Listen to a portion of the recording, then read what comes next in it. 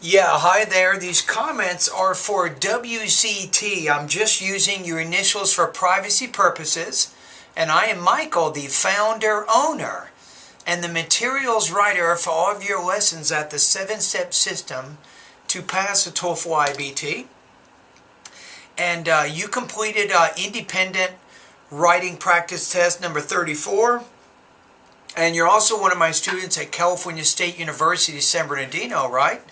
Okay, so let's take a look. Very interesting topic for you. So the question here is, describe a custom from your country you'd like other people from other countries to adopt. Explain your choice. Use specific reasons and examples to help explain the choice, right? Now the main thing is, what is the custom and why do you want other countries to adopt this custom? So I'm going to say on a scale 1 to 10, in terms of answering the question, you've kind of answered half of the question.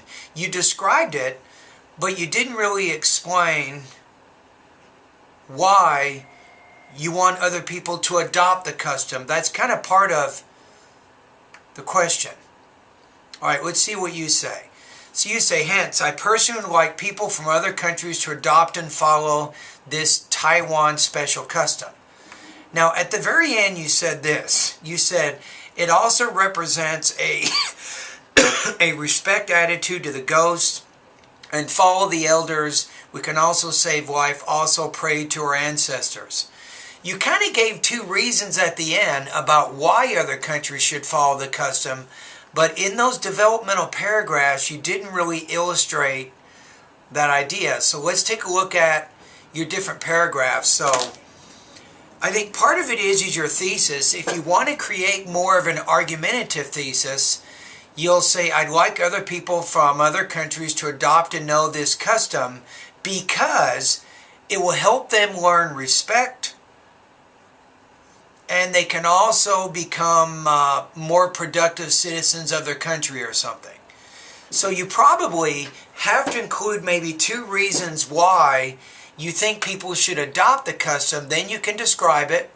That you might do that in the second paragraph. Then you can talk about the first reason why people should adopt the custom. You might do that in the third paragraph. And then the second reason why people should adopt the custom, you can mention that in the fourth paragraph. So that's probably one suggestion that I could give you. Now still, you had a lot of development. You did a brilliant job describing, I think, the idea. So in addition to maybe organizing things a little bit better or more directly according to the writing prompt, you are having some language issues in your writing. So let's take a look at some of your paragraphs. Okay, let's take a look at. Okay, let's go to the second paragraph. Count down 4 lines where it says but. But Taiwanese think there are maybe, you can't use that kind of grammar, a lot of ghosts. You want to say this. You might say, but Taiwanese think there may be a lot of ghosts that are not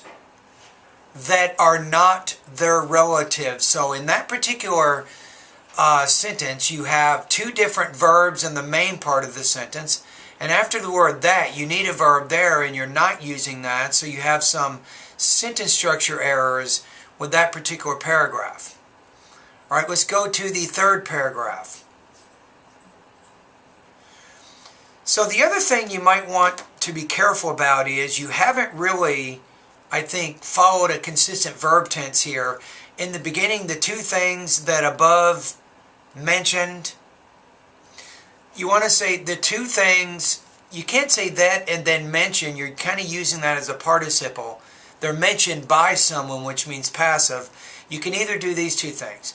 The two things mentioned are about religious events, right? Or the two things that are mentioned above are.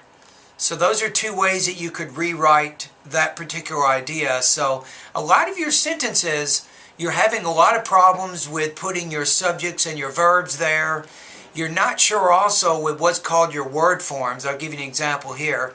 Again, in the third paragraph, the two things are about, you want to say religious events, not religion events. So you need an adjective there, not a noun. All right, let's take a look at your fourth paragraph. You say, all in all, ghost month is seen as an unlucky time of year. That's good. Now, you also use the word but 2 paragraphs above. It's a little bit informal. You might say at the final paragraph, however, it also represents, put S, a respectful attitude, not respect attitude. Again, you're having some trouble using the correct word form. Right? And then the next sentence, and follow the elders said we could, that's actually a fragment. It doesn't have a complete subject and a verb in it, at least in the beginning of the sentence there. So overall, I think you could have probably more directly responded, I think, to the writing assignment. Now also, you're having some problems with your sentence structure and your word choice, and that's also going to cause you trouble. So your score here, you're probably not going to score in the 3 range, I'll be honest with you, because you need to improve your language use, your control of vocabulary, and also grammar, and you have to have a little bit better organization. Now, one of my recommendations here is take a look at, I think you can probably improve by studying vocabulary lesson number 3, number 4, number 5, and number 6. That'll give you really good access to college level words. Also, if you're preparing for the GMAT, they will also help you develop more academic English. Now, second of all, spend time in the grammar lesson, I think number 7. I think that would be very beneficial for you. Go through the grammar and the writing exercises at that website. That's also going to give you some good practice. Your score here, I'm going to put you at about 2.5 out of 4, or 17 points out of 30 on this practice test. Now, for the purposes of our class, this is going to put you at 70% on this assignment.